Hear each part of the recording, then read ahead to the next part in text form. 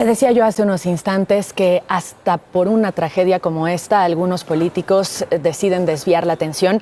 Es por eso que hemos decidido hacer una mesa para hablar de los migrantes, del fenómeno de la migración. A pesar de que todos tenemos derecho a migrar, casi ninguna persona, casi ningún hombre o casi ninguna mujer que lo hace porque quiere.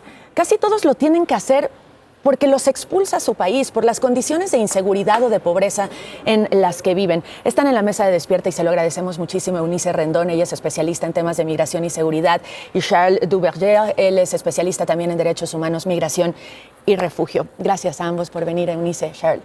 Muchas gracias. Buenos días. Más allá de los políticos, más allá de las desafortunadas declaraciones que incluso en una tragedia como esta muchos de ellos hacen, la migración es un drama y con muy pocas soluciones en México y en el mundo entero, Eunice.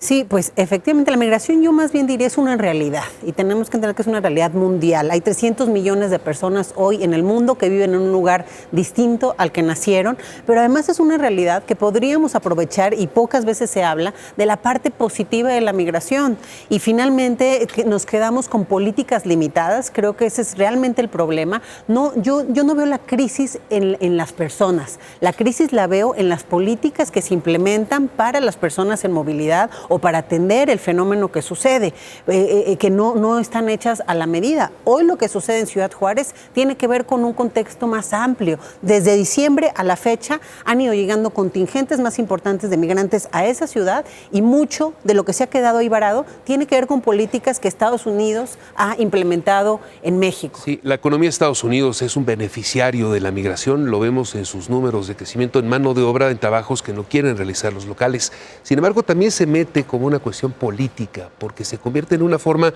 de poder disputarse el poder allá entre demócratas y republicanos, ¿no, Charles? Es correcto, Enrique, y hay una cosa que tenemos que tomar en cuenta. La migración, como dice Eunice, deja mucho más beneficios que otro tipo de problemáticas. Es una cuestión que se ha estado regulando en el derecho internacional de los derechos humanos y hay una serie de condiciones que se han establecido precisamente para dar unas condiciones dignas, ¿no? No hay que olvidarnos que México es parte prácticamente de todos los tratados internacionales en materia de derechos humanos. No tan solo eso, ha sido punta de lanza con jueces, con especialistas, con abogados, con internacionalistas, con diplomáticos en términos de promover la protección de los derechos humanos en cualquier parte del mundo, ¿ok? Entonces, no es tan complicado y como dice Ulises, no es tampoco una crisis, es una condición fundamental. Además, es una condición fundamental de progreso. Lo cierto es que los derechos humanos de los migrantes en este momento de estrés en la franja fronteriza de México no están siendo respetados. Lo decíamos hace unos instantes, todo el mundo sabía que en centros de detención, que ya me gustaría hablar de ellos porque son prisiones, son cárceles y los migrantes no han cometido ningún delito, podía suceder una tragedia así, se sabía. Ayer le preguntábamos al presidente municipal de Juárez que decía, no, bueno, es algo inesperado.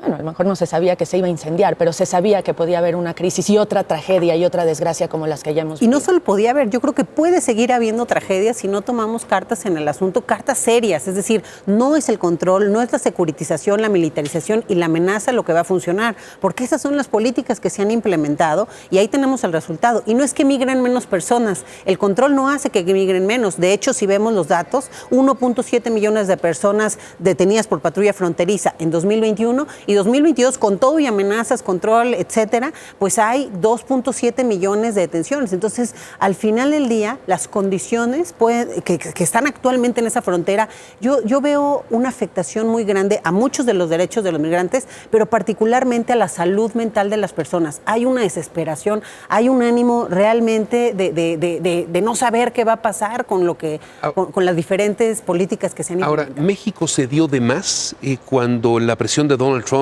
para frenar la migración hacia Estados Unidos y convertirse de facto en ese tercer país seguro? En mi opinión, no se trata de ceder de más o no. Se trata de que lo que acuerdes lo hagas de acuerdo a, ahora sí, perdón la redundancia, lo hagas de acuerdo a estándares internacionales. Lo principal es la persona. Y hay toda una serie de instrumentos y toda una capacitación que existe desde hace tiempo. Políticamente probablemente se puede, depende desde qué perspectiva puedes llamar lo que se dio de más o no. No es tanto cuánto, sino cómo. ¿Y se está cumpliendo el cómo? Claramente no. claramente no se está cumpliendo el cómo. El cómo debe de ser. Pero además, hoy, lo que nunca, históricamente, hoy personas de 8 países pueden ser deportadas a México. O sea, eso genera esa presión. Título 42, que es una medida de salud pública que abusivamente se utiliza como una política migratoria, simplemente en la frontera. El CBP One, esta aplicación para que sacaran las citas, pues ha resultado disfuncional porque por muchos errores que tiene el mismo proceso, ¿no? Además de que son normas, son subnormas, porque hay de normas a normas que van en contra de derechos fundamentales, derechos constitucionales y del derecho internacional, que ya está acordado desde hace un buen y que es por el bien de todos, no por hacerle un favor o yo a veces lo llamo, no se trata de una cuestión de buena hondez, sino de organización. Pero estas políticas violentan esos tratados, o sea, por ejemplo, el Tratado del Refugio a nivel internacional, la Convención Internacional, está siendo violentada con lo que Estados Unidos hace de dejar a los migrantes para México de este lado. Todo empieza en la frontera sur también, ¿no? No, completamente. Empieza en la frontera sur y ahorita que dice Ulises, pues nosotros, hay dos cosas con México, además de la típica tradición de asilo que tiene México en su historia, en su joven historia, de ser parte de tratados, los principales tratados de asilo político, de refugio y todo eso. No hay que olvidar que México es una de las 3, 4, 5 principales diásporas del mundo. Somos esencialmente migrantes. A lo mejor no toda la población mexicana, pero de los 136 millones, de 36 o 30 millones en lo que vayamos de mexicanos, una buena parte vive fuera de México. ¿Cuál es la solución a, no digo problema en términos despectivos, al fenómeno migratorio en un país con la frontera de Estados Unidos que tiene, con los asuntos políticos que la generan y también con la gente que vive en la franja fronteriza que dice, bueno, mi seguridad a veces está en riesgo, la siento en riesgo, están saturadas algunos puntos de la frontera? ¿Cuál podría ser una Yo creo solución? que primero que nada, tomarlo como con datos duros y realmente hacer políticas, yo creo, integrales, políticas incluyentes. México, por ejemplo, con la ACNUR, el INAMI, la Comar, hizo una política de integración de 25,000 refugiados y esos 25,000 refugiados en tan solo un año han pagado más de 140 millones de pesos, lo que significa 4 veces del presupuesto de la Comar. Entonces, políticas de integración, vías legales de la migración, dejar de pensar que la securitización y la amenaza va a funcionar. Decía el embajador Ken Salazar, esto nos recuerda que es muy peligroso el camino. O sea, en serio, esto que se quemen las personas es parte de lo que deben vivir en el camino. Sí. A mí me parece que eso está fuera de lugar. Eso que dice Unice se llama revictimización, claro. ¿Ok? Sobre todo el comunicado, por ejemplo, del gobierno de Guatemala, recuerden que, bueno, siempre es peligro al final de su comunicado o lo que quieren insinuar de que eso les pasa por andar migrando, por el amor de Dios. Es de un derecho Ayer humano se fundamental. revictimizó a las personas que habían fallecido. Ayer, hoy y se sigue revictimizando hasta en el tipo de dichos que dicen algunas autoridades. Y es como, ¿es su culpa? No.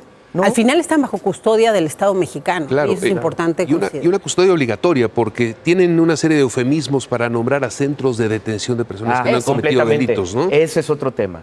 El tema de los estamos rescatando, no estás rescatando a nadie. Estás encerrando a alguien con muchas faltas del debido proceso administrativo y del debido proceso migratorio. Hay toda una serie de situaciones que se tienen que tomar en cuenta, porque como bien dijiste, Daniel, efectivamente, un migrante, por lo menos en México, no es ningún criminal. Claro. Es alguien que está cometiendo una falta administrativa y no es del ámbito judicial, en tanto que no caiga en otro supuesto. Pero por el hecho de tener una situación irregular en su documentación, en ningún caso es un criminal. Y ahí no es un albergue, las imágenes que veíamos. Son centros de procesamiento, ¿no? Claro. En realidad. Y creo que parte también del problema es pues el discurso. Tú hablabas ahorita del presidente de Ciudad Juárez, ¿no? Si ustedes se fijan sus declaraciones de las últimas semanas, pues han sido muy antimigrantes, ¿no? Incluso dice, no les ayuden porque entonces por eso no quieren trabajar. Hubo ciertos desalojos también de personas migrantes en distintos puntos, ¿no? Ahí en Ciudad Juárez. Y bueno, una tristeza porque además los bomberos están a 2 cuadras de donde sucedió este incidente. Entonces sí creo que lo más triste aquí es que no se cumplieron con los protocolos de emergencia para atender esta situación. Bueno, ahí veíamos a los guardias de seguridad huyendo. Eso es para ponerse a llorar, ¿no? O sea, realmente sí, muy triste la situación y pues que no se haya cumplido. Y es parte también de este fenómeno de la securización, de la militarización, de los roles. El propio secretario de Gobernación señaló de que a mí me toca esto, ¿no? Cuando no está en la ley, pero también en la operación cómo actúan los operativos del Instituto de Migración vis a vis a la Guardia Nacional, qué protocolos tienen. Eso habría que revisarlo. Porque ¿Qué hacer de urgencia y después de fondo para poder resolver esto? Porque, como bien dice Eunice, hay gente que hoy está en esas mismas condiciones en otras partes de la frontera. En otras partes y ahí mismo, ¿no? Si no se hace algo, pues, hace una semana fue el tema de querer entrar por el puente Santa Fe. En El Paso ha habido diversas manifestaciones. Yo creo que lo primero es también repensar los acuerdos con Estados Unidos. A mí me parece que hay que corresponsabilizar también en esto a Estados Unidos. Tiene que haber recursos en la frontera. Si nos van a encargar a todos estos migrantes y van a presionar a la gente que se quede ahí, bueno, que sea de una forma adecuada, respetando sus derechos humanos y fundamentales. Para eso se requieren recursos y políticas adecuadas. Yo creo que el Estado mexicano está rebasado a nivel municipal, estatal y federal, principalmente en estas fronteras. Por ejemplo, ¿por qué no usar recursos del Acuerdo Bicentenario que tanto se ha presumido? Estos son el tipo de políticas que debemos implementar y, repito, ampliar las vías legales de la migración, porque la amenaza no va a funcionar y tampoco la mentira, o sea, porque ha habido, yo creo, políticas engañosas. Abrimos visas humanitarias, ¿no? Según Biden, pero que al mismo tiempo que abro visas humanitarias de Venezuela, Haití, Cuba, Nicaragua, al mismo tiempo los incluyo en título 42 para poderlos deportar de forma expedita sin seguir el debido proceso.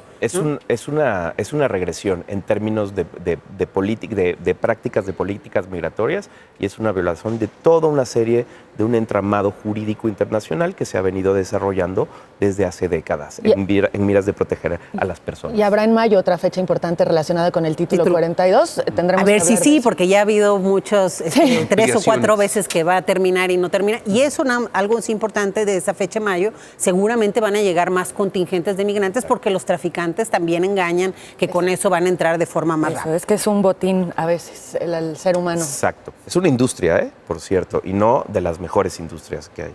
Eunice, Charles, gracias. Muchísimas gracias. Y estaremos en por la comunicación porque el tema siempre estará, Estamos lamentablemente. Gracias.